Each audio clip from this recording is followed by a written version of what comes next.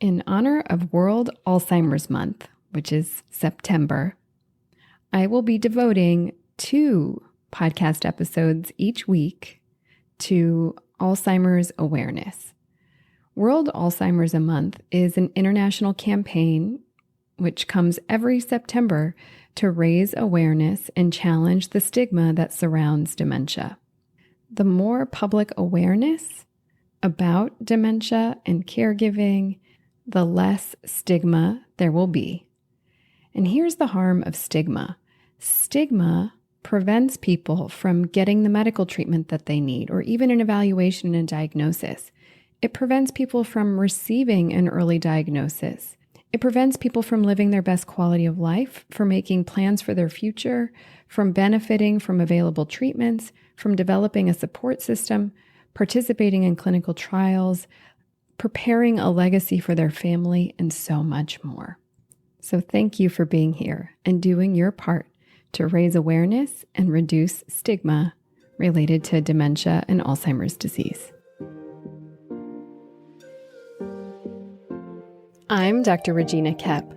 I'm a clinical geropsychologist, which means that I'm a psychologist who specializes with older adults and families. And this is the Psychology of Aging podcast, your go-to resource for mental health and aging.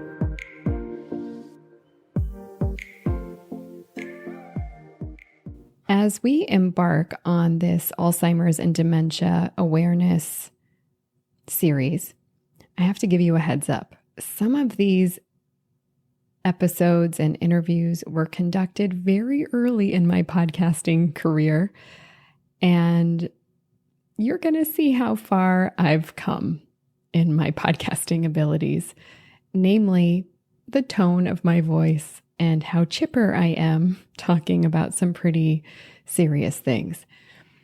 I'm glad that I'm evolving, just like the rest of you. Thanks for being here and sticking with me over the past year and a half of being a podcaster. I hope that my chipperness doesn't deter you from some of the important details in the message that I'm sharing. All right, let's jump into the episode. Today on the podcast, I will be sharing tips for living alone successfully with early stage dementia. And the tips that I'm going to be sharing are actually tips provided by the National Institute on Aging. One of my priorities here on the podcast is to make sure that all of the information that I share related to dementia care, related to mental health care, related to sexual health care, has evidence base to support it. So, today, 5 tips for living alone for as long as possible with early stage dementia. What I'm going to do is list all the 5 categories, and then I'm going to break them down and talk about each of them. Number 1 is to simplify your daily tasks. Number 2 is to make sure that your home is safe. Number 3 is to plan for your future. Number 4 is to gather your support system around you. And number 5 is to manage your medical and mental health.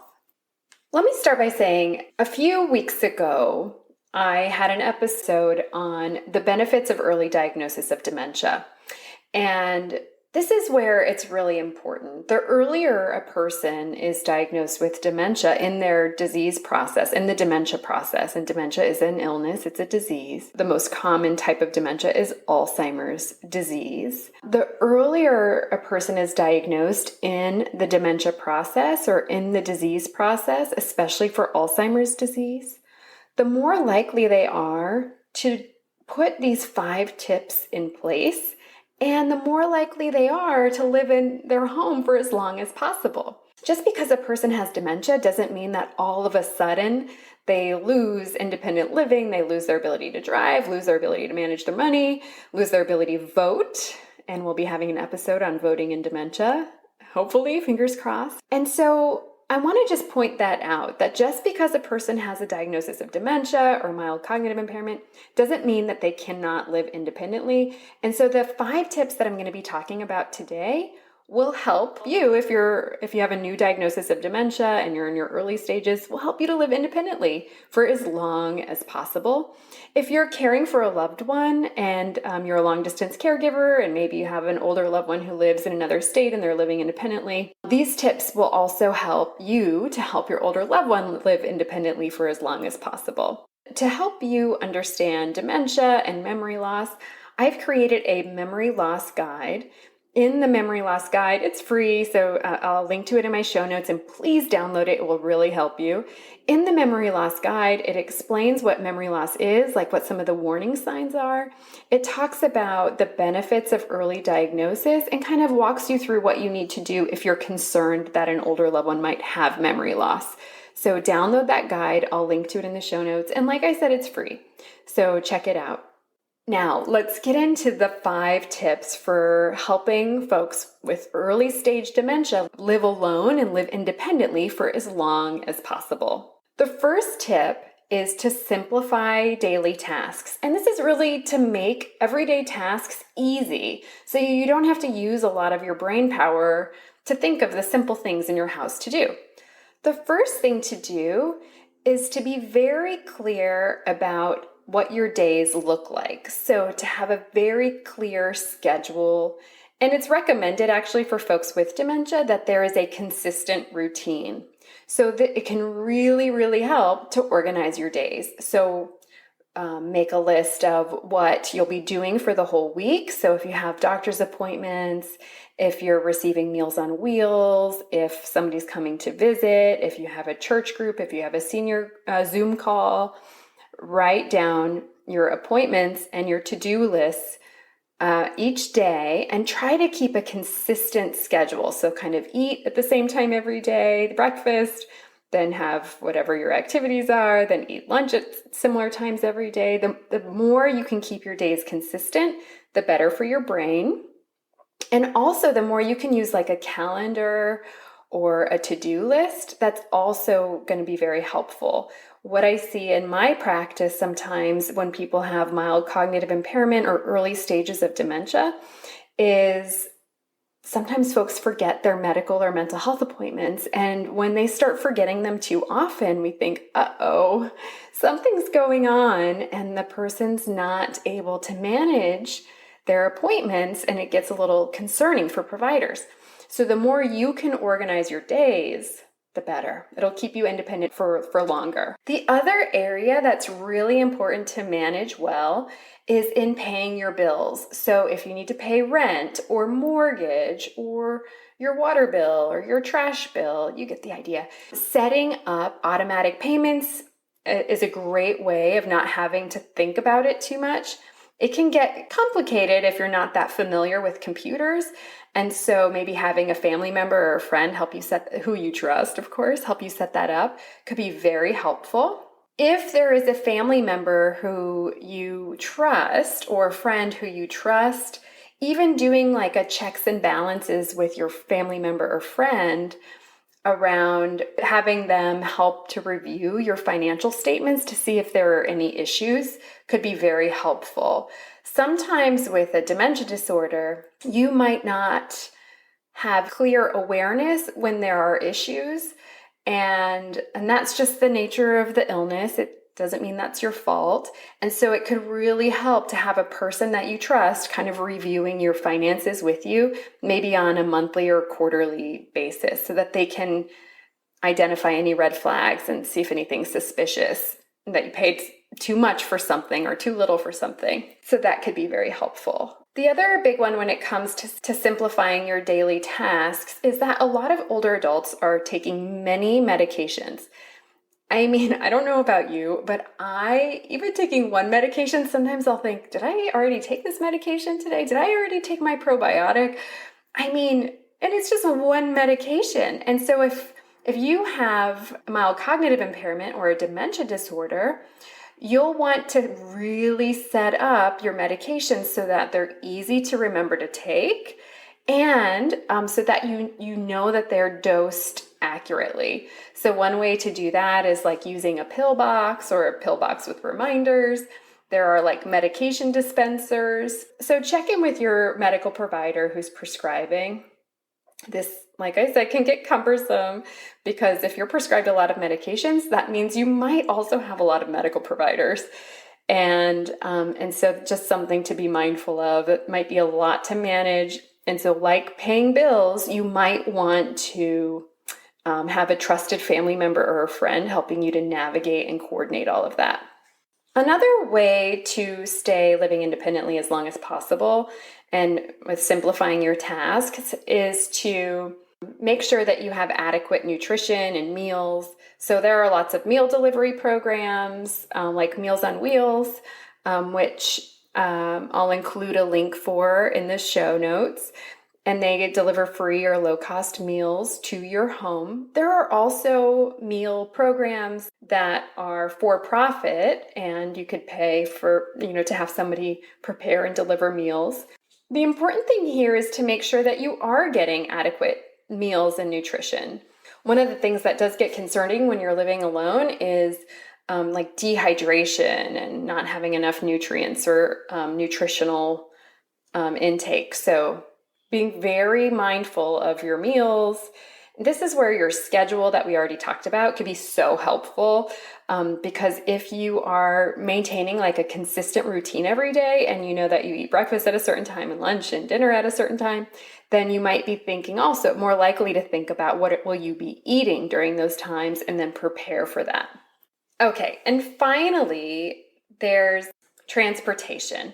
And so if you're newly diagnosed with dementia and you're in the early stage, you might still be able to drive, and that is wonderful. And you might still be able to drive safely. There might come a time, however, that you might be getting confused or more likely to get fender benders or people are honking at you more. And so if that is happening, you'll definitely want to prepare for how to get around independently after you stop driving. And the sooner you start to think about that, the better. I also have a roadmap to safe driving guide that I will link to in my show notes, and it helps you to think about getting around independently even after you stop driving. So I'll link to that in my show notes as well. For more food and transportation options, there are community agencies that are actually like state and government run called Area Agencies on Aging. And they are familiar with all of the local resources near you, nonprofit and for-profit resources just for older adults. They can be so helpful with learning about Meals on Wheels programs and alternative transportation programs, and so even like Medicare, Medicaid counselors. And so to find your local area agency on aging, I'm going to put a link to the Elder Care Locator, and you just simply put your zip code in, and they will link you to the agencies in your area. And then please call them. They're trusted, reputable agencies. They can help you think through what resources are available in your community. So the second tip is to scan your home for safety. According to the National Institute on Aging, they suggest decluttering your house and getting rid of things that you no longer need or use, like extra furniture, extra clothes. They suggest removing objects on the floor, like heavy rugs that could increase your risk for falling, or like electrical cords that you don't want to trip over. You might want to install handrails and things like that. If you're noticing that you're becoming more and more forgetful, there are resources to shut off your stove automatically. You'll also want to consider carrying a life alert button or a life alert watch. So if something happens and you need to call for emergency services, a life alert necklace could be helpful. And then making sure that your smoke and carbon monoxide detectors are working and working well. So I want to just say, if you're listening to this and you're newly diagnosed with dementia, it would be normal to experience fear and loss and sadness right now. And my heart goes out to you. It's a big adjustment to make, and it's scary. And the goal here is not to scare you, but to help you live your fullest life, even living with a dementia disorder. With that said, over time, for folks with dementia, especially Alzheimer's disease, 6 out of 10 people will wander away or forget where they live or become confused when they're out in a less than familiar area. And so it can be really helpful to have something like a medical ID bracelet if you get lost. And there is a great, really affordable program by Medic Alert and the Alzheimer's Association. They joined together and created a safe return program. I'm going to put a link in the show notes to the safe return program. It is so helpful. And they give you what a response plan would look like if you do get confused and are away from home and need to get back to home. This safe return program would also be really important to share with a trusted family member or friend so that they know what to do. So they all know like to call the what emergency protocol to follow as well. Let me just stop here and review the tips that we've covered so far. The first tip was to simplify your daily tasks and organize your life and keep a routine. The second was to make sure that your home is safe and to put safety mechanisms in place. And now we're moving on to the third tip, which is to plan for your future. One of the most important things that you can do when you're newly diagnosed with dementia, especially when you're in the early stages and still have capacity to make all of your decisions and express your wishes clearly, is to do just that, is to prepare all of your legal and financial matters as soon as possible. So you'll want to gather all of your essential documents. You'll want to get all of your legal affairs in order, all your financial affairs in order. You'll want to prepare your advance directives or your last will and testament. So you'll want to assign a health care power of attorney and a financial power of attorney. All of those things. I feel like I have resources for everything, but so for this, I have created an essential documents guide. And so I'll link to that in the show notes as well, and you can go ahead and download the essential documents guide as well.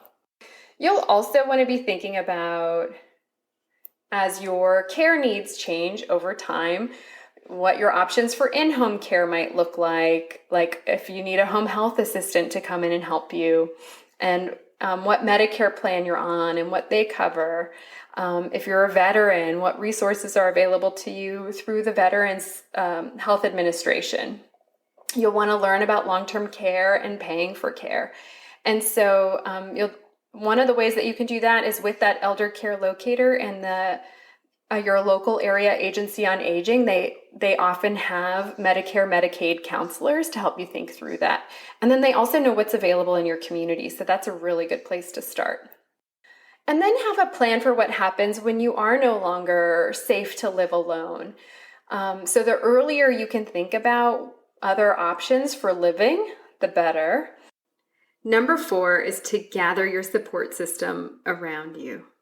One of the best ways to stay living independently for as long as possible is to be sure that you do have a community around you so that you don't become isolated or withdrawn. That will actually accelerate the disease process, unfortunately. So the more you can have people that you love and trust around you and spending time with you, the better. So identify the people that you trust and write down their names and phone numbers and where they live. Keep that. Maybe you make a few copies of it, and keep it in important places like on your refrigerator, in your car. Maybe you share it with your durable power of health attorney and durable power of financial attorney. And just to be sure that your friends and family have access to one another as well.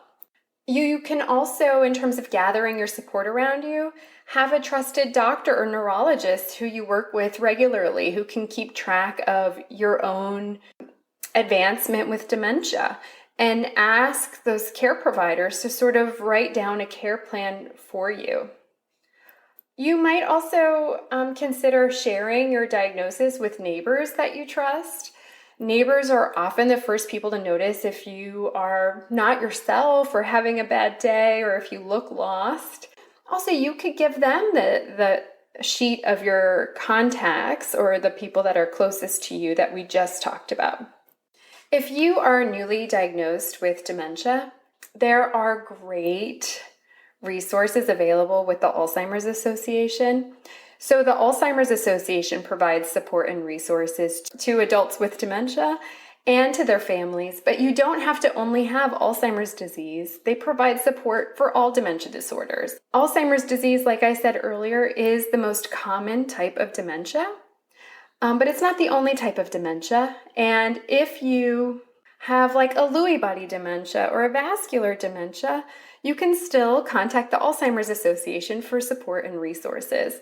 They also offer support groups for people with mild cognitive impairment and early stage dementia. So please check them out. I'll link to them in the show notes as well. Some communities have what's called a memory cafe where you get together and talk with other folks with early stage dementia and just spend time together. I think it's happening more over Zoom right now. Definitely check it out. Another piece of gathering support around you is if you are noticing that you are becoming depressed, and I will say with a new diagnosis of dementia, there is evidence to show that there is an increase of depression and it increases the risk for suicidal thoughts and actions. Please know that we can help with that you don't have to live with this level of suffering. If you are having suicidal thoughts or are extremely depressed or feeling crisis, please call the National Suicide Prevention Lifeline, and I will give that information in the show notes as well. To give you their phone number right now, it's 1-800-273-8255. Definitely call. There's no shame in calling. They're there to help you. It's a tough road in the beginning of living with dementia and adjusting to a new diagnosis. So please take care of yourself and gather that mental health support around you if you need it as well. Number 5 is to maintain medical and mental health. And so what we know, and last week I had an episode on the best ways to prevent dementia. Even if you do have dementia, these are some of the best strategies to help slow down the progress of dementia. So one is to exercise. So you could just simply go on a walk or garden or go outside. This is especially important during COVID where people are feeling more and more isolated. Another way to slow down the progress of dementia is a healthy diet and healthy sleep habits. So getting 7 to 8 hours of sleep a night. Managing your stress, and managing stress could be one really helpful strategy is walking and gardening, just like we said. So it's kind of all of these work together. If you're exercising, you're more likely to sleep well. If you're eating well, you're more likely to exercise and sleep well. Or exercise and healthy diet and good sleep are great ways to manage stress. And then staying social is actually one of the best things that you can do for your brain. So studies show that even folks with dementia who remain social actually have better outcomes and live independently longer and have a slower disease process. 2 final things. One is if you have struggled throughout your life or you're noticing now that you're experiencing mental health concerns like insomnia, depression, anxiety, suicidal thoughts, please get connected to mental health providers. I'll have in my show notes how to do that, a list of where to find mental health providers who specialize in older adults. And also, the more you can manage your medical needs, like if you have any heart disease or vascular issues and you're taking medicine, so the better you can care for your body with sort of following medical advice around what sort of medications you need for your body to function well. That will also help your brain. I threw so much information at you. I hope that this is helpful. And really, I want to share, just because you have a new diagnosis of dementia does not mean that you cannot live independently and does not mean that it's just a lost cause, a done deal. You can live independently for longer than you might think and safely. And these tips are designed to help you live independently and safely for as long as possible. And also tips to help slow down the disease course. There is a lot you can do to live your best life, even with a dementia disorder. I will say there is also a lot that it takes emotionally and physically and socially in terms of with your friends and family to come to terms with a dementia diagnosis. And so please take care of yourself. This is a long road. The more you're able to gather what you need to stay living independently as long as possible, the more likely you are to stay living independently for as long as possible. And I want that for you. I imagine your family wants that for you, and your doctors want that for you. And we want you to be safe. We want you to be happy, and we want you to be independent for as long as possible. This is an episode that you'll want to link to the show notes page for. There are lots of resources that I have linked on the show notes page to help you live independently and safely. Also, if you're struggling adjusting to a new diagnosis of dementia, or you're worried about a loved one who's struggling, please connect them with mental health care. Mental health conditions are highly treatable among older adults and also treatable in the context of dementia disorders. You can find a mental health provider who specializes with older adults at www.mentalhealthandaging.com. Now, are you a mental health or senior care provider? I have a free guide just for you called the Mental Health Professional's Guide to Working with Older Adults. In it, you'll learn the 5 facts that every professional working with older adults must know. To download this free guide, which is filled with lots of helpful resources, go to mentalhealthandaging.com/pro guide. All one word, all lowercase. mentalhealthandaging.com/pro guide. All right, that's all for today. If you like this episode, please subscribe and leave a review, because subscriptions and reviews help other people to find this show. And the more people listen and the more people hear the lived experiences of older adults and hear from experts working with older adults in the mental health field, the less stigma there will be and the more resources there will be in this world. All right, that's all for today. I'll see you next week, same time, same place. Bye for now.